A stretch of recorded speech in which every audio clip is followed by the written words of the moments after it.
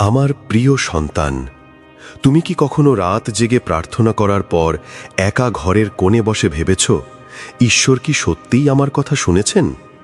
তুমি কি কখনো চোখের জলে বালিশ ভিজিয়ে গভীর রাতে আমাকে ডেকেছ, আর তারপর ক্লান্ত হৃদয়ে ভেবেছ, আমি কি সত্যিই তোমার সেই বুক ফাটা আর্তনাদ শুনতে পেয়েছি, নাকি তোমার সেই কান্না ঘরের চার দেয়ালের মাঝেই মিলিয়ে গেছে? অনেক সময় উত্তর না পাওয়াই নিস্তব্ধতাকে, এই দীর্ঘ নীরবতাকে আমরা প্রত্যাখ্যান বলে মনে করি। আমরা ভাবি, হয়তো ঈশ্বর আমার উপর রুষ্ট হয়েছেন, হয়তো আমার ভাগ্যেই কোনো আলো নেই। কিন্তু আজ যদি আমি তোমাকে বলি, তোমার সেই রাতের গোপন প্রার্থনার উত্তর ইতিমধ্যেই শুরু হয়ে গেছে, যদি বলি ব্রহ্মাণ্ডের মহান সৃষ্টিকর্তা তোমার প্রতিটি অশ্রুবিন্দু নিজের হাতের তালুতে গুটিয়ে রেখেছেন, শুধু তুমি তোমার চর্মচক্ষে এখনও তা দেখতে পাচ্ছ না। আজ আমি তোমাকে এমন 5টি গভীর সংকেতের কথা বলবো, যা হয়তো তোমাকে স্পষ্ট জানিয়ে দেবে, আমি তোমার প্রতিটি নীরব প্রার্থনা শুনেছি এবং তোমার জীবনে অলক্ষ্যে কাজ শুরু করে দিয়েছি। অপেক্ষার সেই নীরব যন্ত্রণা।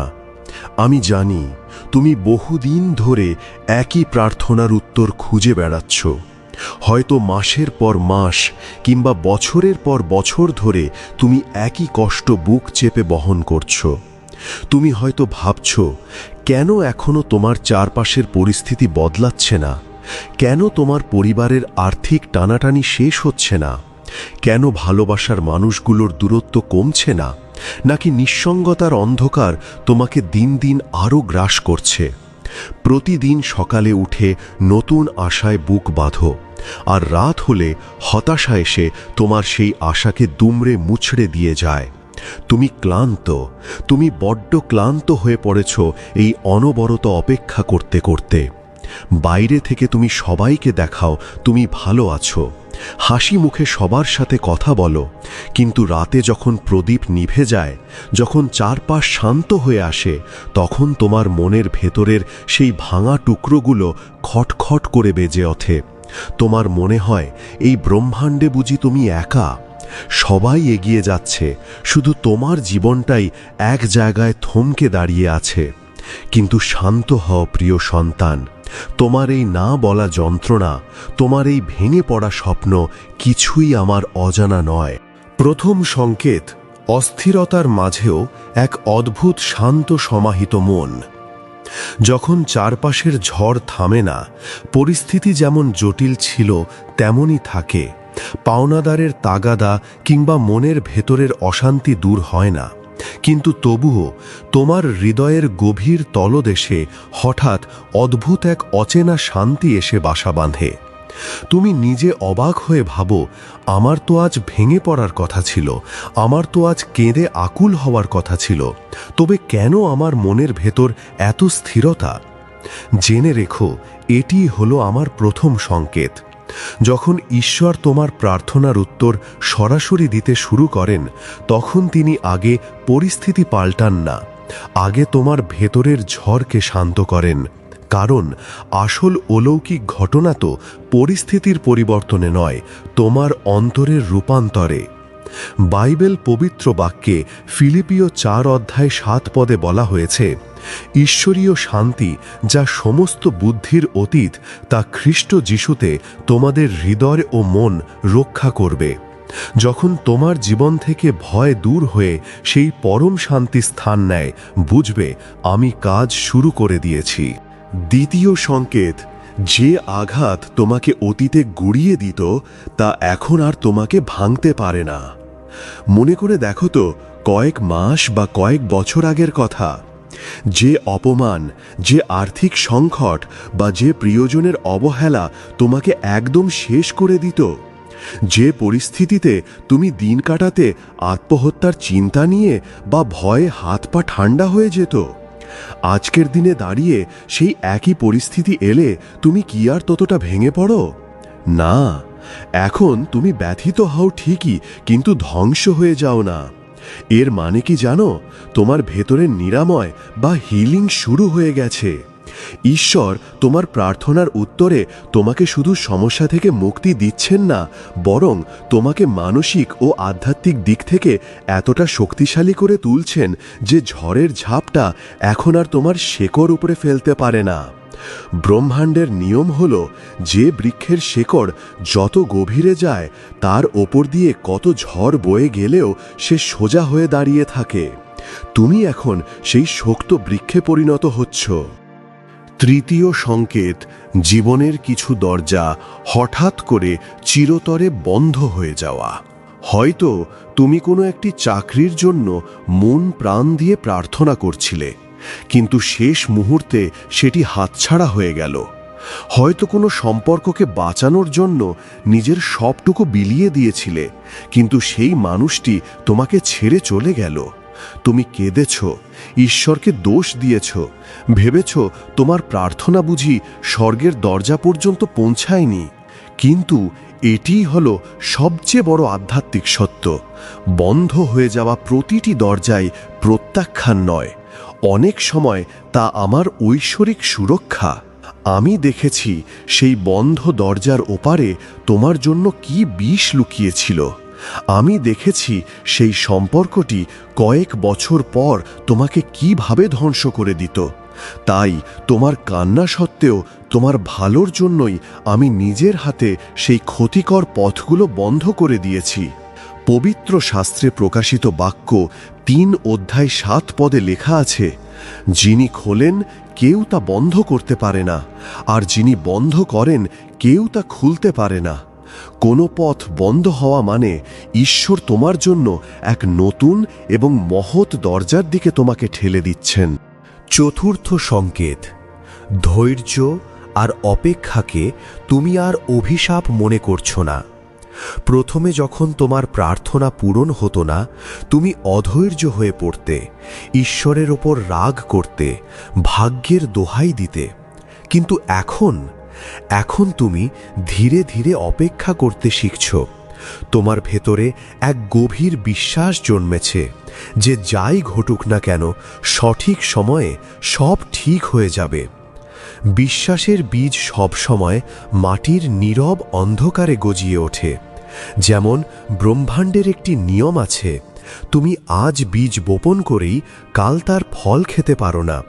বীজকে অন্ধকারের মধ্যে দীর্ঘ সময় নীরবে পচতে হয়, শেকড় মেলাতে হয়, মাটি ফুঁড়ে ওপরে ওঠার জন্য সময় নিতে হয়। ঠিক তেমনি তুমি যখন শান্তভাবে অপেক্ষা করতে শিখছ, তার মানে তোমার বিশ্বাস পূর্ণতা পাচ্ছে। ঈশ্বর তোমাকে আশীর্বাদ দেওয়ার আগে তোমার পাত্রটিকে বড় করছেন, যাতে আশীর্বাদ পেলে তুমি তা সামলে রাখতে পারো। পঞ্চম সংকেত, চারপাশে অন্ধকার সত্ত্বেও আশায় ভরা এক মিটিমিটি আলো। সবকিছু ভেঙে পড়েছে, ব্যাংক ব্যালেন্স শূন্যের কোঠায়, শরীরের স্বাস্থ্য ভালো নেই, চারপাশের মানুষগুলো ভুল বুঝছে, যুক্তি ও বাস্তবতা বলছে তোমার আর কোনো আশা নেই, এবার তোমার হাল ছেড়ে দেওয়া উচিত। কিন্তু তবুও তোমার বুকের একবারে গভীর কোণে কোনো এক অচেনা অজানা জায়গা থেকে ছোট্ট একটি আলোর শিখা যেন বলছে, না, সব শেষ হয়ে যায়নি, ভালো দিন আসবেই। এই আত্মবিশ্বাস, এই যুক্তিহীন আশা তোমার নিজের তৈরি নয়, এটি হলো পরমেশ্বরের জীবন্ত উপস্থিতি। যদি এখনো তুমি সম্পূর্ণ হাল ছেড়ে না দিয়ে থাকো, যদি এখনো তোমার মনে হয় কালকের সকালটা নতুন কিছু নিয়ে আসবে, তবে নিশ্চিত জেনে রেখো, সৃষ্টিকর্তা নিজে তোমার হৃদয়ে এখনো কাজ করে চলেছেন। তিনি তোমার ভেতরের সেই আশার প্রদীপ নেভাতে দেননি। কেন ঈশ্বর অনেক সময় সঙ্গে সঙ্গে প্রার্থনার উত্তর দেন না? এখন হয়তো তোমার মনে এই গভীর প্রশ্নটি জাগছে, প্রভু, তুমি যদি আমার কান্না শুনেই থাকো, তবে কেন সঙ্গে সঙ্গে উত্তর দাও না? কেন আমাকে এত অপেক্ষার আগুনে পোড়াও? শোনো আমার সন্তান, এর পেছনে লুকিয়ে আছে গভীরতম রহস্য। যেমন রাতারাতি কোনো বিশাল মহিরুহ জন্মায় না, আগাছা রাতারাতি বাড়ে কিন্তু তা সামান্য বাতাসেই উপড়ে যায়। মহৎ কিছু সৃষ্টি হতে সময় লাগে, প্রথমত সঠিক সময়ের জন্য, ব্রহ্মাণ্ডের প্রতিটি নক্ষত্র, গ্রহ এবং ঋতু যেমন একটি সুনির্দিষ্ট নিয়ম ও সময়ে চলে, তোমার জীবনের প্রতিটি আশীর্বাদেরও একটি ঐশ্বরিক সময় বা ডিভাইন টাইমিং আছে। সময় হওয়ার আগেই যদি তুমি ফল পেয়ে যাও, তবে সেই ফলের মিষ্টতা তুমি উপভোগ করতে পারবে না। দ্বিতীয়ত, তোমাকে প্রস্তুত করার জন্য। আমি যদি তোমাকে আজই সেই বিশাল সাফল্য, সেই বিপুল ধনসম্পদ বা সেই ভালোবাসার মানুষটিকে দিয়ে দিই, তোমার বর্তমান মানসিকতা কি তা ধরে রাখার জন্য প্রস্তুত? অনেক সময় ঈশ্বর উত্তর বিলম্বিত করেন, কারণ তিনি আগে তোমার ভেতরের অহংকার, ক্রোধ ও অপরিপক্কতাকে পুড়িয়ে ছাই করতে চান। তৃতীয়ত, তোমার চরিত্র গড়ে তোলার জন্য। কষ্টের আগুন ছাড়া খাঁটি সোনা তৈরি হয় না। তুমি যখন উত্তপ্ত পরিস্থিতির মধ্যে দিয়ে যাও, তখন তোমার ভেতরের সহনশীলতা, দয়া ও প্রজ্ঞা বৃদ্ধি পায়। সর্বোপরি, আমি শুধু তোমার বর্তমান পরিস্থিতি দেখি না, আমি তোমার ভবিষ্যৎও দেখতে পাই। তুমি হয়তো আজকের সামান্য আনন্দের জন্য প্রার্থনা করছো, কিন্তু আমি তোমাকে অনন্তকালের আশীর্বাদে ভূষিত করতে চাই। তাই ঈশ্বরের বিলম্ব মানেই ঈশ্বরের অস্বীকার নয়। যেমন পবিত্র বাক্যে জিরমিয়া 23 অধ্যায় 11-12 পদে প্রভু বলেন, কারণ আমি তোমাদের বিষয়ে যে সকল সংকল্প করি তা আমি জানি, সে সকল কুশলের সংকল্প, অমঙ্গলের নয়, যেন তোমাদের শেষ দশায় আশা দান করি। প্রভুর অভয় ও চিরন্তন বাণী। মথি 7 অধ্যায় 7 পদে আমি তোমাকে কথা দিয়েছিলাম, খোঁজো তবে পাবে, কড়া নাড়ো, তোমার জন্য দরজা খুলে দেওয়া হবে। এই বাক্য কোনো দিন মিথ্যা হতে পারে না। গীত সংহিতা 34:17 মনে রেখো, ধার্মিকেরা আর্তনাদ করলে সদাপ্রভু শোনেন, তাদের সমস্ত সংকট থেকে তাদের উদ্ধার করেন। তাই আজ যদি তুমি বড্ড ক্লান্ত হয়ে পড়ে থাকো, তবে তোমার সেই দীর্ঘদিনের পুঞ্জীভূত ক্লান্তি আমার হাতে তুলে দাও। যদি উত্তর না পেয়ে নিঃসঙ্গতায় ভোগো, তবে তোমার সেই হতাশা ও সংশয় আমার চরণে সঁপে দাও। আমি নীরব আছি মানেই আমি তোমার থেকে দূরে চলে গেছি, এমনটা ভেবে ভুল করো না। আমি তোমার এতটাই কাছে আছি যে তোমার চোখের প্রতিটি জলকণা পড়ার আগেই আমি তা দেখতে পাই। যে ঈশ্বর এই অনন্ত ব্রহ্মাণ্ড সৃষ্টি করেছেন, ছায়াপথ তৈরি করেছেন, তিনি তোমার এই ক্ষুদ্র হৃদয়ের রক্তক্ষরণও অনুভব করতে পারেন। অপেক্ষা করো, বিশ্বাস রাখো, নিজের ভেতরের আলোটিকে নিভতে দিও না। কারণ ইতিহাস সাক্ষী আছে, সবচেয়ে সুন্দর ও অলৌকিক সূর্যোদয়টি আসে সবচেয়ে দীর্ঘ ও অন্ধকার রাতের পরেই। তোমার কান্না ব্যর্থ যায়নি, তোমার প্রার্থনা স্বর্গের সিংহাসন স্পর্শ করেছে। খুব শীঘ্রই তুমি বুঝতে পারবে তোমার এই নীরব অপেক্ষার মূল্য কতটা অপরিসীম ছিল। ঈশ্বর আপনার এবং আপনার পরিবারের মঙ্গল করুন, আপনার অন্তরে শান্তি বিরাজ করুক। বন্ধুরা, আজকের এই ভিডিওটি যদি আপনার মনের ভেতরের জমে থাকা কষ্টকে এক মুহূর্তের জন্যও হালকা করে থাকে, আপনার মনে আশার আলো জ্বালিয়ে থাকে, তবে ভিডিওটিতে একটি লাইক করে আপনার ভালোবাসা জানান।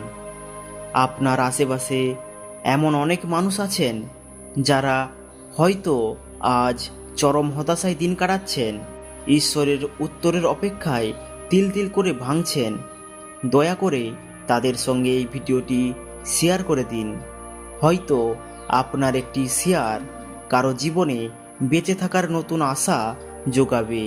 প্রতিদিন এমনই প্রভু যিশুর জীবন্ত বার্তা, মানসিক শান্তি ও আধ্যাত্মিক পথের দিশা পেতে আমাদের চ্যানেলটি সাবস্ক্রাইব করে রাখুন এবং পাশে থাকা বেল আইকনে ক্লিক করে নোটিফিকেশন অল করে দিন।